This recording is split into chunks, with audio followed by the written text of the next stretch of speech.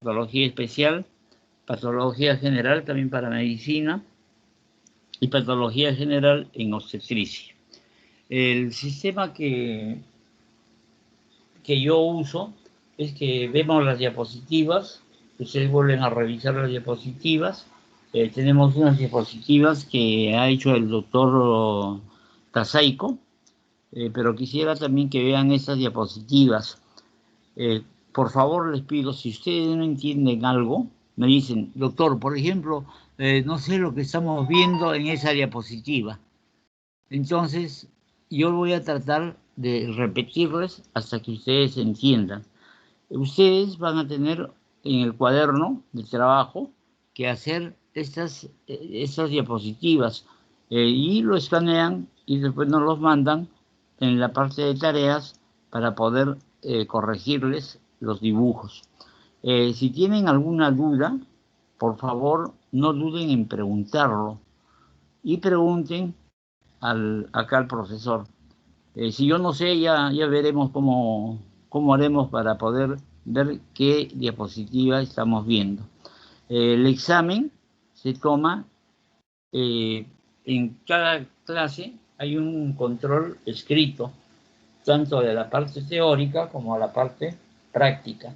En el examen teórico se toman 10 preguntas, son de oportunidades múltiples y se toman 5 en la práctica, en donde ustedes tienen que poner, por ejemplo, en lo que están viendo en esa diapositiva, ¿no?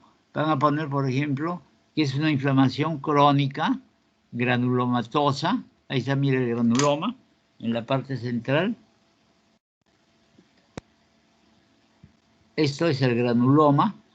Esta parte de acá es la necrosis gaseosa. Vamos a ver células gigantes, que son las células de Langerhans. Y si se hace un examen de baciloscopía, vamos a encontrar el bacilo de Koch, que se ve de color rosado. Entonces ustedes tienen que poner primeramente qué órgano es. Órgano, pulmón. ¿Por qué? Porque estoy viendo los alveolos. El componente inflamatorio, porque estoy viendo la inflamación. Y va a ser granuloma, porque está formando un granuloma, tiene una formación casi redondeada. Tiene unas células gigantes, que son las células de Langerhans. Entonces eso se describe como un proceso inflamatorio crónico granulomatoso, con presencia de necrosis gaseosa central y presencia de células gigantes de tipo Langerhans. Entonces esto viene a ser un proceso inflamatorio crónico granulomatoso. Y cuando encontramos los bacilos, recién decimos, es una tuberculosis. Si no llegamos a encontrar los bacilos, ni en la baciloscopía, ni en el hisopado, ni en el esputo, entonces nosotros decimos que es un proceso tuberculoide. Los procesos tuberculoides no se encuentran los bacilos, pero antiguamente y actualmente también se usa lo que es la prueba terapéutica.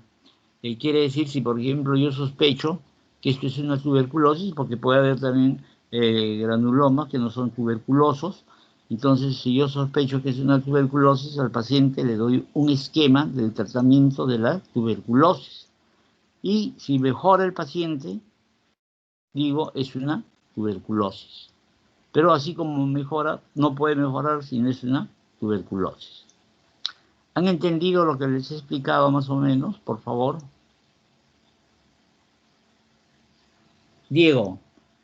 Sí, Diego, doctor. ¿has entendido? Sí, doctor. Sí, ¿qué has entendido, Diego?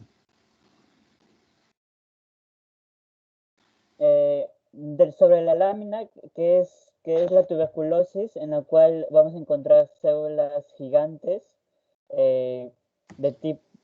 ¿Cómo se llaman esas células gigantes? Células gigantes de Langerhans. Langerhans. Sí. No, Langerhans. Células gigantes de Langerhans. ¿Qué más va a haber? Vamos a encontrar también granulomas, en la Ya. cual tiene un centro, un centro y un periférico. Ese centro va a ser una necrosis gaseosa central. Nosotros sabemos que las necrosis pueden ser necrosis gaseosa, necrosis licuefactiva, necrosis coagulativa. Entonces, cada uno de estas necrosis va a estar de la mano con procesos que van a determinar un diagnóstico. Por ejemplo, si yo encuentro el granuloma, encuentro las células gigantes, encuentro la necrosis gaseosa, yo voy a pensar que es una tuberculosis. Pero para que yo diga que es una tuberculosis, tengo que demostrar al bacilo. Si no encuentro el bacilo, digo solamente es un proceso tuberculoide. Entonces, en el examen, ustedes primero, y en los cuadros que van a hacer también, primeramente tienen que poner qué órgano es. Órgano, pulmón. Diagnóstico, tuberculosis. ¿Qué es la tuberculosis? Un proceso inflamatorio crónico granulomatoso, con necrosis gaseosa central, presencia de células de Langerhans, y vamos a tener que alrededor va a presentar una corona que básicamente va a estar conformada por linfocitos y por células plasmáticas. Entonces, nosotros tenemos que eso es tuberculosis. Como ustedes se dan cuenta, no solamente es ver la imagen, sino para que usted pueda interpretar lo que tiene la imagen, tiene que saber la parte teórica, porque si no, no va a saber qué encontrar. Entonces, en el examen nosotros, por ejemplo, le ponemos esta imagen y ustedes tienen que poner con unas flechas todos los nombres. Por lo general se le pone en forma horaria, como van las agujas del reloj, o en forma antihoraria. Entonces, primero pondrán órgano, pulmón, diagnóstico, tuberculosis, y cuáles son las características principales de la tuberculosis, 3 características. ¿De acuerdo? Perfecto. Entonces vamos a empezar con el primer punto, que viene a ser la parte de la gastritis. Designa a cualquier alumno, Diego, por favor. Elías Ortega. Díaz. Elías, doctor, Elías. Doctor, buenas tardes. Elías. Oye, tiene que mandar a arreglar su micro o ponerse un micro de un teléfono y vas a escuchar mucho mejor y vas a entender también mejor. Sí, doctor, es por mi... O de caso contrario, tiene que mandar revisar lo que viene a hacer la parte del sistema del audio de tu computadora o el internet. Sí, así, no se preocupe. Como está en mantenimiento el internet, por eso está así ahora. Ah, ya, perfecto. Entonces ojalá que mejore.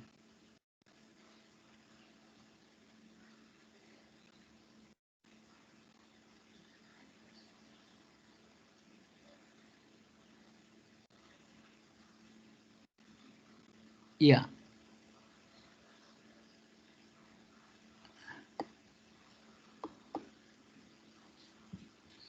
Cuando hablamos de colicistitis crónica,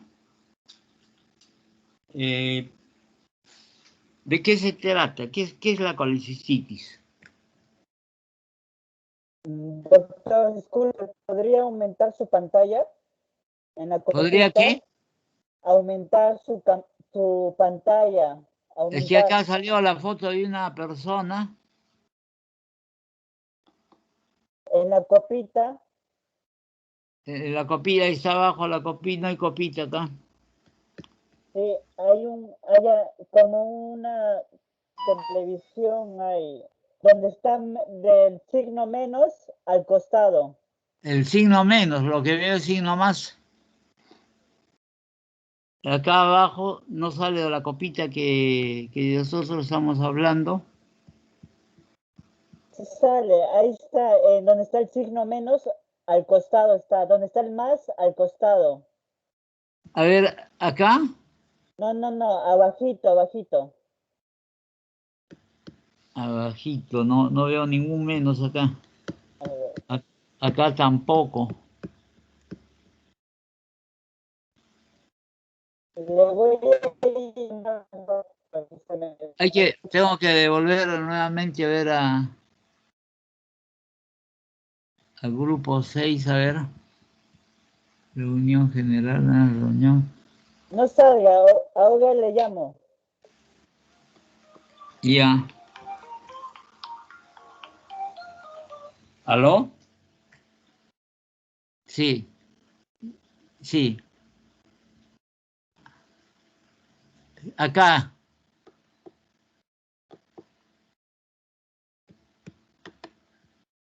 Acá hay 2 puntos.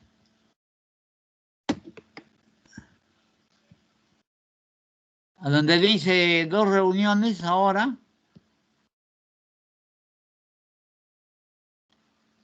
Sí.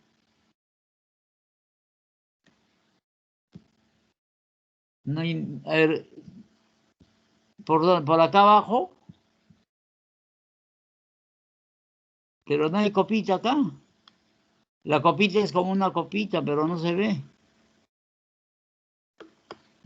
Espera, y si pongo acá como una pizarra chiquita, esta acá no hay copita, aquí hay para el audio.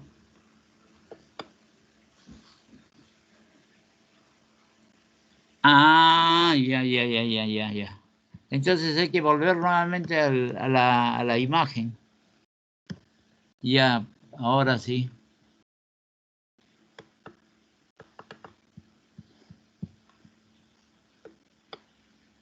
Ya. Ahora sí, acá ahora sí está la copita. Ya, entonces vamos a aumentarle. Ya, perfecto. Ya, perfecto. Ya, entonces, ¿a quién me designaste para que conteste la pregunta? ¿Aló? Doctor, ya Sí, ¿a doctor. quién? Ya, Sí, ¿a está quién? bien. A Hidalgo, creo me dijiste. Ah, Elías, doctor. Ya, ¿en dónde está Elías? Presente, doctor. Buenas noches. Ya. Elías, ¿tú qué entiendes por colecistitis crónica o colecistitis aguda? Como colecistitis, doctor, entiendo es una inflamación del Ahí está. conducto ¿De qué conducto? coleo, doctor, que comunica la vesícula con la porción del intestino. Ya, ese es el coledo, ¿no? Pero lo que une es primeramente, la parte de la ampolla y vamos a tener el coledo que llega hasta el conducto de Wilson, que está en la segunda porción del duodeno. Pero eso es solamente para el pasaje de la bilis. A ver, otro alumno.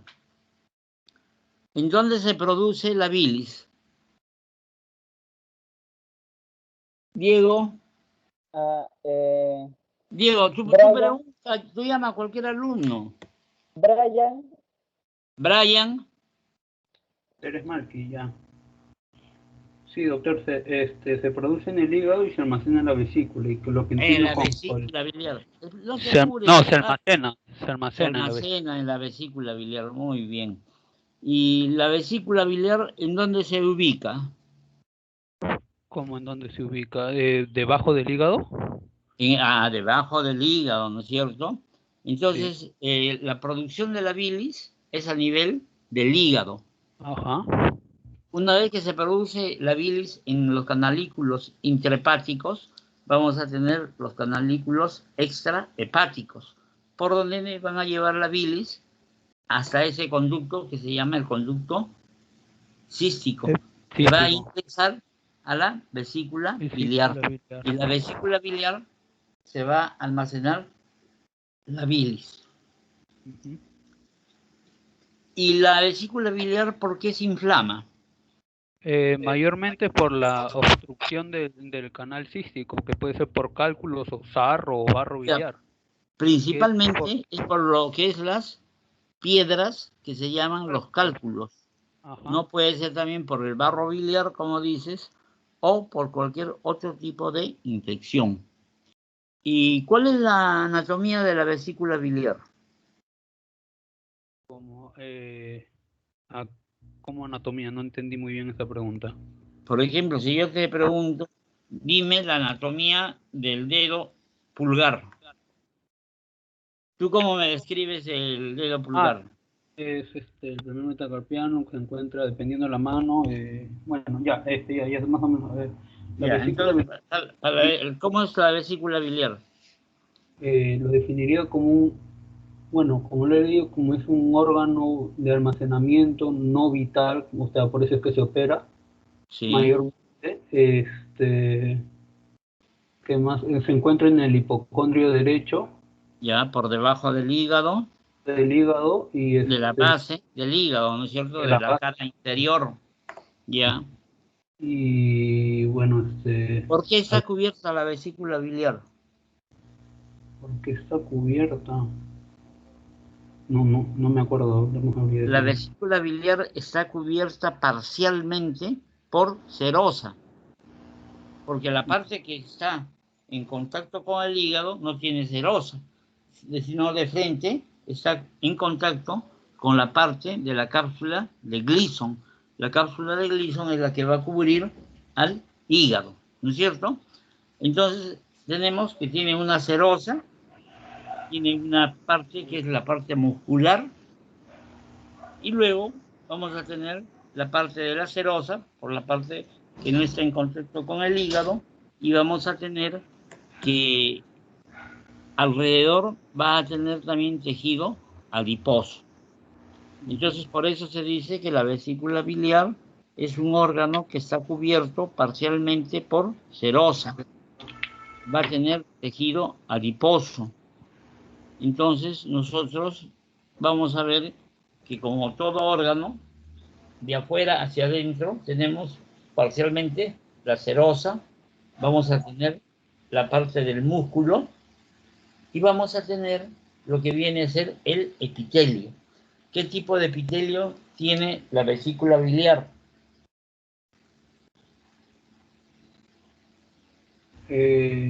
Epitelio. Epitelio cilíndrico.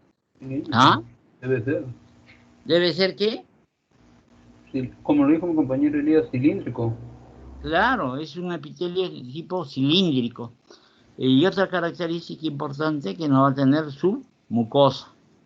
Entonces tiene lo que estamos viendo, toda esta parte de acá viene a ser lo que corresponde a la parte de la serosa. Miren, esta parte de acá tiene serosa, perdón, ese es el epitelio. Miren, toda esa parte externa es el epitelio.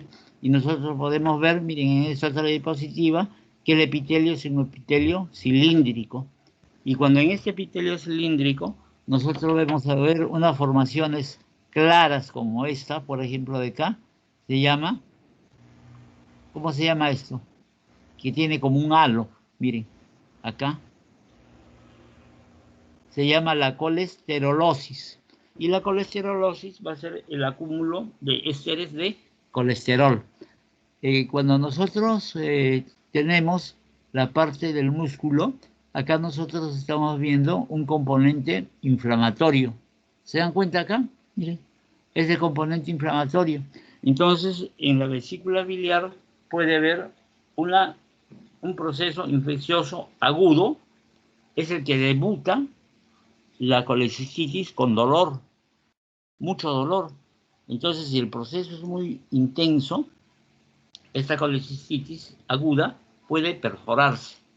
Entonces, si se perfora la vesícula biliar, va a dar un cuadro de una peritonitis, porque todo el contenido biliar va a caer a la cavidad abdominal. Es como cuando, por ejemplo, el apéndice se perfora, vamos a tener una apendicitis aguda que va a tener material fecal en la cavidad peritoneal. Y nosotros sabemos que todo lo que está en la cavidad peritoneal va a ser completamente estéril. Como ustedes están observando en esta diapositiva, miren acá, va a haber como unas formaciones, unas hendiduras, que algunas son profundas y otras van a ser superficiales. Entonces estos van a ser los senos de Rokitansky y los senos de Asho. Los senos de Asho y los senos de Rokitansky. Cuando nosotros tenemos estos nódulos o estas formaciones glandulares, nosotros debemos tenerlo máximo en la capa superficial de la vesícula biliar.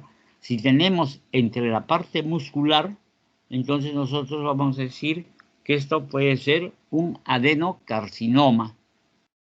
Y cuando hablamos de adenocarcinoma, estamos hablando de una neoplasia maligna de la vesícula biliar.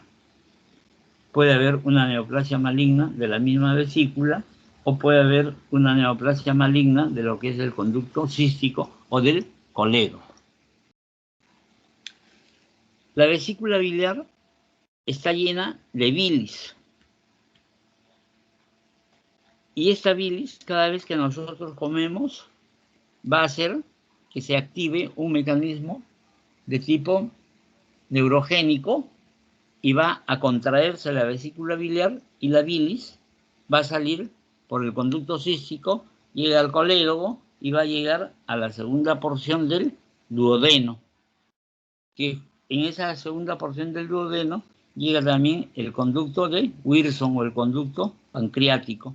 Entonces el jugo pancreático y la bilis es el que transforma el quimo en quilo.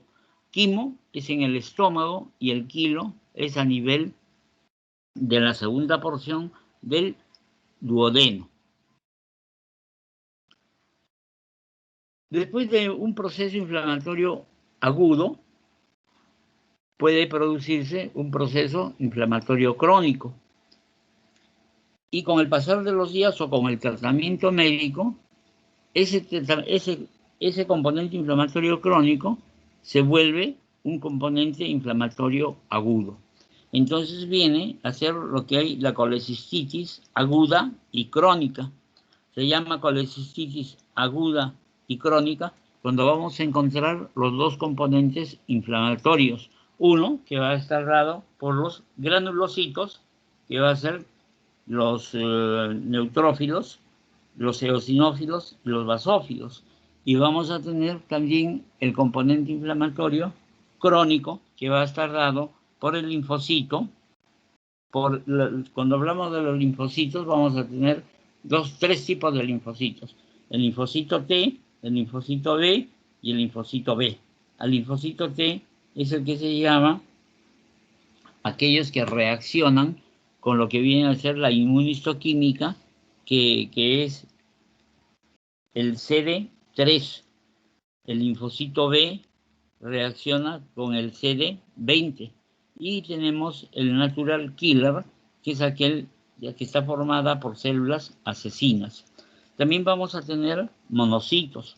Y los monocitos, cuando están en sangre, van a ser, en primer lugar, monocitos que no van a tener una función, van a ser inertes.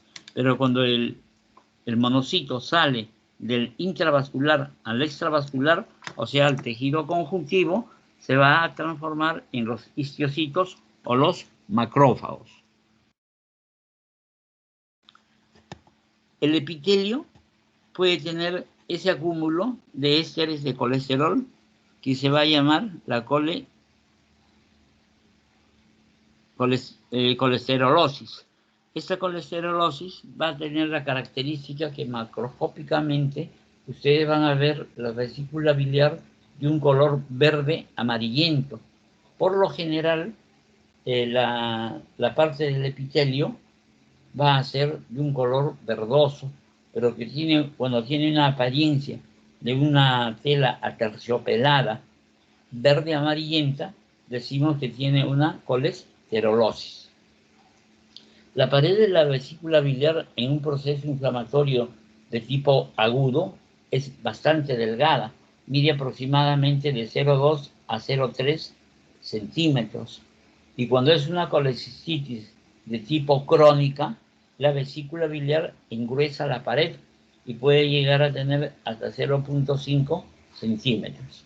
Entonces nosotros cuando hacemos el diagnóstico, por ejemplo, de una colecistitis crónica, primeramente tenemos que ver que la pared está engrosada, que el componente inflamatorio tiene que ser a base de linfocitos.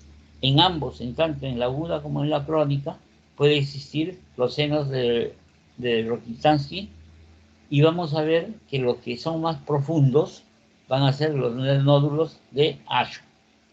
Acuérdense que cuando encontramos glándulas que se encuentran en la parte del músculo, puede tratarse de una neoplasia maligna.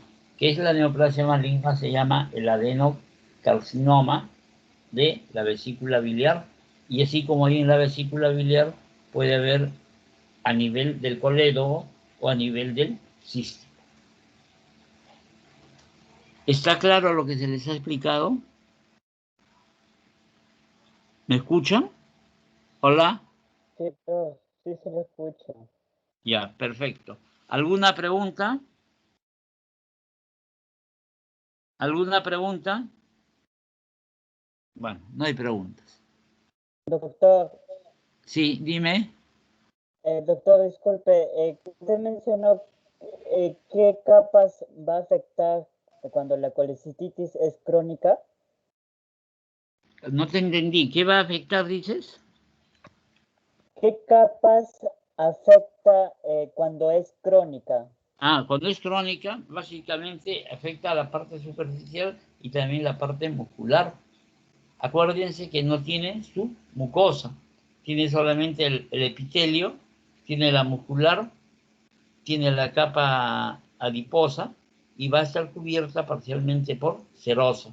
Cuando tenemos la perforación de la vesícula biliar, vamos a ver cómo todo lo que está alrededor de la vesícula va a tener un componente inflamatorio.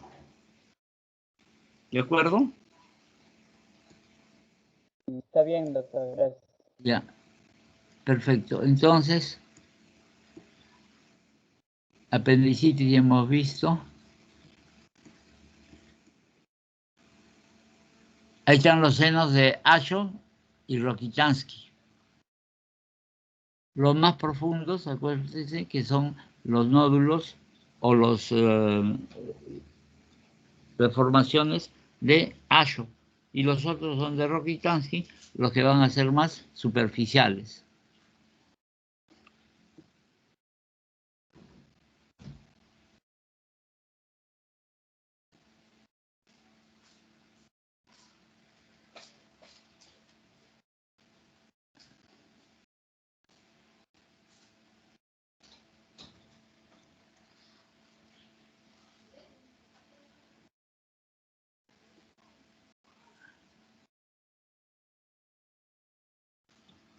Nos toca ver lo que es la gastritis.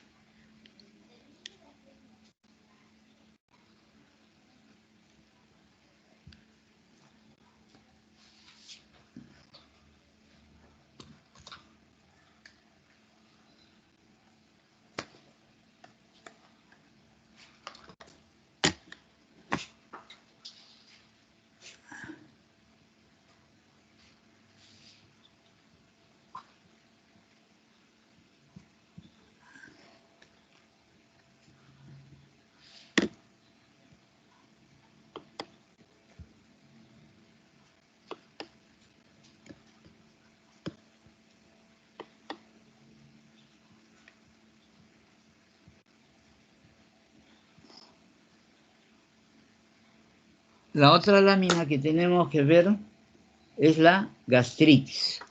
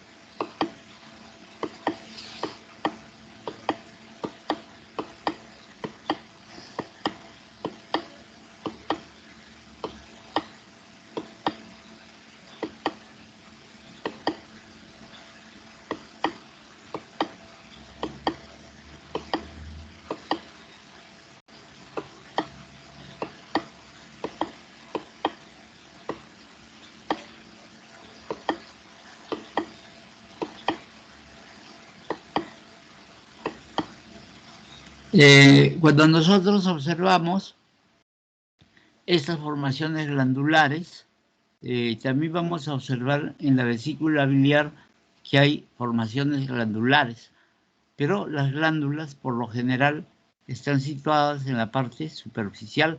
Cuando se ven, por ejemplo, glándulas que están así bastante profundas cerca del tejido adiposo, en el tejido muscular, miren cómo la pared se va a observar con muchas hileras de células. Entonces a esto se va a llamar un adenocarcinoma. Entonces en la vesícula biliar, en el coleo y en el cístico, lo que vamos a tener es un adenocarcinoma de vesícula biliar. Por lo general, estas neoplasias van a ser bastante agresivas y la principal característica, como a nivel del hígado se presentan las neoplasias malignas, va a ser el tinte ictérico que tiene el paciente. El tinte ictérico también se puede deber por obstrucciones del conducto colédogo o del conducto cístico. Entonces la bilis no va a poder salir y se incrementa la bilis. Nosotros tenemos dos tipos de bilis. Uno que va a ser la bilirrubina directa, es aquella bilirrubina que se va a producir de lo que van a ser los hepatocitos. Y cuando tenemos una bilirrubina indirecta, es de la destrucción de los glóbulos rojos. Entonces, para poder saber si hay una destrucción de los glóbulos rojos o si hay una lisis, se hace una bilirrubina. Entonces, esa bilirrubina tiene que ser bilirrubina total y la bilirrubina directa y la bilirrubina indirecta. Si tenemos incremento de la bilirrubina indirecta, entonces diremos hay un problema hematológico en donde se está produciendo la lisis o la destrucción de los hematíes.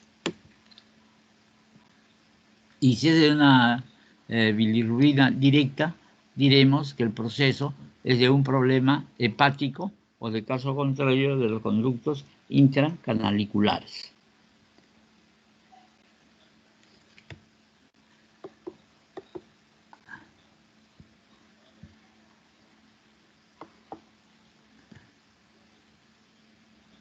Cuando tenemos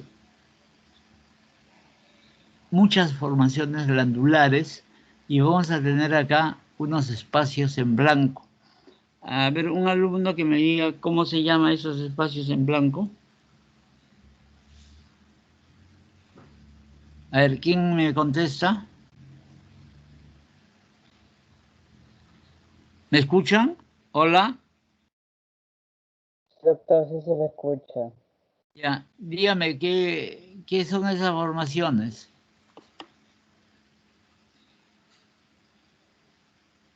Esto, por ejemplo, glándulas pequeñas, glándulas con varias células, esto es un adenocarcinoma. Cuando uno habla de adenocarcinoma, por lo general habla de la vesícula biliar, habla del colon y hablan del estómago. En el intestino delgado casi nunca se encuentra un adenocarcinoma del intestino delgado. En el intestino delgado lo que podemos encontrar son los leiomiosarcomas, o sea, los tumores que es del músculo liso. Cuando nosotros observamos la disposición de estas células, nosotros vamos a decir que esta es una biopsia de estómago. Entonces nosotros en el estómago vamos a tener glándulas que van a ser glándulas superficiales, vamos a tener las glándulas principales y vamos a tener, cuando hablamos de una gastritis, es porque va a haber un componente inflamatorio en forma difusa a nivel del epitelio. Entonces, este proceso inflamatorio a nivel de la parte superficial del estómago también puede invadir la parte muscular. Sobre todo vamos a tener la gastritis crónica. La gastritis crónica entonces va a tener los linfocitos B, linfocitos T, la célula del natural killer. Va a tener bastante cantidad de monocitos y sobre todo las células plasmáticas. Que las células plasmáticas es el primer órgano de defensa inmunológica. que se va a encontrar en todo el tubo digestivo. Del mismo modo, nosotros vamos a ver acá unos espacios, que estas son las criptas. En estas criptas tenemos moco, y a nivel de este moco vamos a encontrar unos bacilos, que van a ser los lactobacilos. Estos lactobacilos se tienen que contar. Entonces, cuando tenemos, por ejemplo, de 1 a 20 Helicobacter, nosotros vamos a decir que es una infección leve, una cruz. Cuando tenemos de 1 a 40, vamos a tener 2 cruces. Y de 40 a más, vamos a tener un Helicobacter pylori de 3 cruces. En nuestro medio es muy frecuente encontrar el Helicobacter pylori. Por lo general es por el consumo del agua, que no es agua potable. Entonces uno se contamina muy rápido de Helicobacter pylori, o por malas costumbres que tenemos de, por ejemplo, lavar algunos alimentos que se comen crudo. Por ejemplo, yo he visto que cuando van a lavar la lechuga, los rabanitos o cualquier otro vegetal, lo lavan con agua del caño. Primero le echan líquidos, gotas, de cosas, y después lo enjuagan con el agua de caño, que prácticamente lo que están haciendo es contaminar los alimentos con Helicobacter. Entonces nosotros tenemos que el Helicobacter pylori por lo general es una infección por mala educación sanitaria. Cuando nosotros tenemos Helicobacter pylori, una cruz, o sea, menos de 40, entonces nosotros vamos a decir que ese paciente no es necesario que tenga ningún tratamiento. Solamente el tratamiento es cuando el paciente tiene manifestaciones de la parte digestiva. Y el Helicobacter pylori solamente se encuentra a nivel gástrico. No se encuentra en el intestino delgado ni se encuentra en el intestino grueso. Entonces hay que dar el tratamiento al paciente. Lo normal es que no se tenga ninguna cruz de Helicobacter pylori. Pero, por ejemplo, en nuestro medio, la mayor parte de personas tienen Helicobacter pylori una cruz. Nosotros acá, por ejemplo, vamos a ver que vamos a encontrar las células que están en diferentes niveles. Entonces, esto es una tipia celular. Si tuviésemos núcleos más grandes, así como estos, con nucleolos, diremos que va a ser una célula atípica gástrica. Entonces, en el estómago se va a producir lo que se llama el adenocarcinoma gástrico. Este adenocarcinoma gástrico puede empezar en la parte superficial, se va a profundizar, va a producir una úlcera, va a perforar la parte lacerosa y da una perforación gástrica. Estas lesiones a nivel del estómago pueden tener dos manifestaciones de sangrado. Una, la hematemesis, y el otro, la melena. Hematemesis es cuando se bota la sangre rutilante por la boca. Y hay que saber diferenciarlo entre lo que viene a ser la hemoptisis, que es la sangre que proviene del árbol bronquial, del árbol pulmonar, en donde la diferencia es que la sangre que proviene de los pulmones es una sangre espumosa.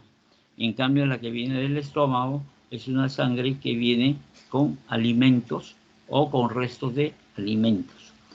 Cuando esa sangre se digiere, vamos a tener las heces con melena. Van a ser heces como la brea, de color negro. Van a ser muy espesas, mal olientes.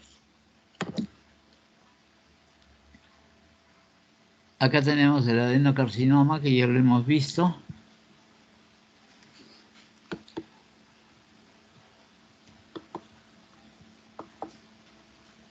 Acá se ve mejor, miren, a mayor aumento, como los núcleos van a ser bastante prominentes, casi no se va a ver la luz de la glándula. Entonces a esto nosotros vamos a denominar un adenocarcinoma.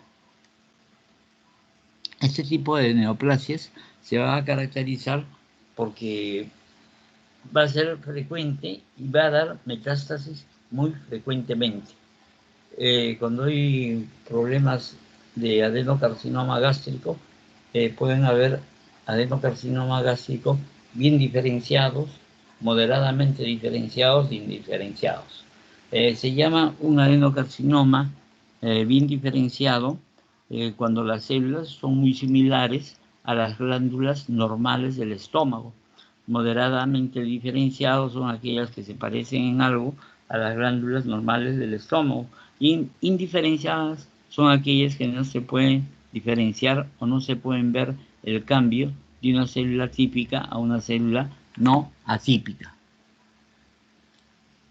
En este caso, nosotros si observamos bien, por ejemplo, acá lo que está señalando el puntero, ¿qué es? A ver, un alumno. Cualquier alumno, a ver, por favor, que me conteste la pregunta que le he hecho. Ese es un fragmento de cartílago. Entonces, si hay cartílago, esto tiene que ser un bronquio, ¿no? Y aquí están las células bronquiales. Miren, que este mismo tipo de glándula se va a presentar a nivel gástrico. Por lo general, las neoplasias malignas van a producir necrosis. Cuando tenemos en el estómago una neoplasia que es indiferenciada, que va a presentar células en anillo de sello y sobre todo en el sexo femenino, cuando este tipo de lesión se encuentra a nivel del estómago y a nivel básicamente de lo que viene a ser la parte del ovario, entonces se va a llamar un tumor de Krukenberg. O sea, el tumor de Krukenberg es un adenocarcinoma en anillo de sello que se presenta en el estómago y sinérgicamente se va a presentar a nivel del ovario. Entonces, cuando uno encuentra estas dos lesiones, dice esto es un adenocarcinoma de Krukenberg. La otra patología que es bastante frecuente es el linfoma. Ustedes saben que tenemos dos tipos de linfoma, el linfoma de Hodgkin y el linfoma de no Hodgkin. También existe el linfoma de cielo estrellado. Ese linfoma de cielo estrellado va a ser el linfoma que se conoció antiguamente como linfoma africano, porque se pensaba que solamente en el África había ese tipo de linfoma, pero luego con los estudios que se hizo se pudo determinar que acá también en Sudamérica existía ese tipo de linfoma.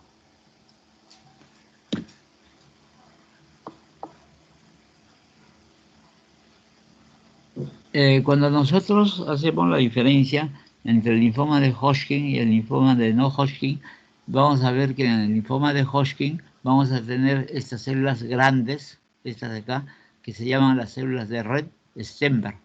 Miren, acá también tenemos otra célula que va a ser solamente nucleada grande, que es la célula de Hodgkin.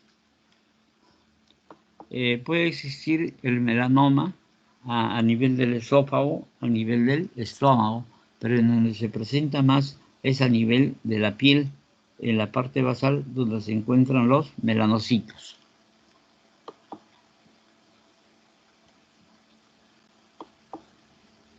La mebiasis. Nosotros vamos a ver que hay varios tipos de amebas. Y entre una de ellas son las amebas que se van a encontrar en el tubo digestivo.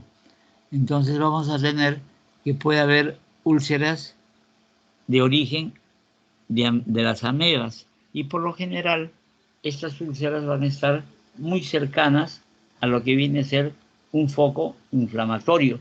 Todo el foco inflamatorio viene a ser esto, acá. Y estas formaciones que se está viendo acá como un puntito, miren esto de acá, van a ser las amebas. Entonces, para el diagnóstico no ofrece mayor problema. Cuando tenemos las úlceras, nosotros, sobre todo en la parte del tubo digestivo, podemos tener úlceras que van a ser redondas y otras úlceras que van a ser de forma ovoide. Las úlceras que son de forma ovoide, por lo general, son úlceras de la tuberculosis. y va a tener también la presencia de gran cantidad de ganglios entéricos. Cuando tenemos las amebas, la característica principal es que van a ser en disposición de botón de camisa, o sea que van a ser equidistantes. Si uno se da cuenta, por ejemplo, una camisa, los botones van a ser equidistantes de un botón a otro botón. Los espacios no es en uno mayor y en el otro menor. Y si las úlceras son redondas, nosotros podemos sospechar que va a tener una úlcera de tipo amebiano.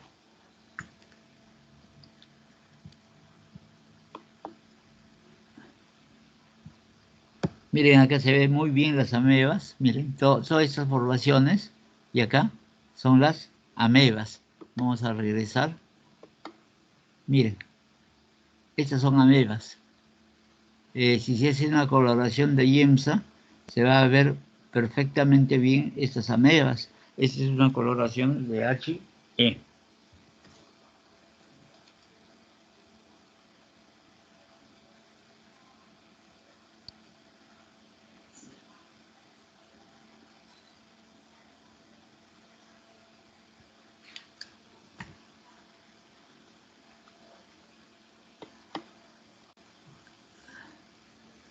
Bueno, ¿alguna pregunta?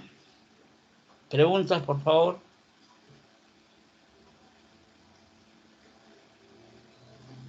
¿Alguna pregunta? Doctor, buenas. Dime, Doctor, te escucho. una pregunta. Ortega soy. Ya, Ortega.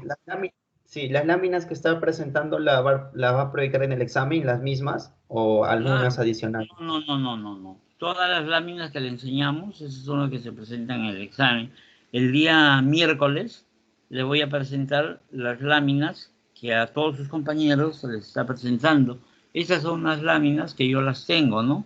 En donde hemos visto todo lo que nos habían pedido. Y el día miércoles, después de por favor les pido para empezar a la hora, y voy a mostrarles esas láminas que se tienen prácticamente de la clase. ¿Alguna otra pregunta? ¿Alguna pregunta? Bueno, si no tienen más preguntas, nos vemos el día miércoles. Gracias, hasta luego. Gracias, doctor. Gracias. Gracias. Gracias.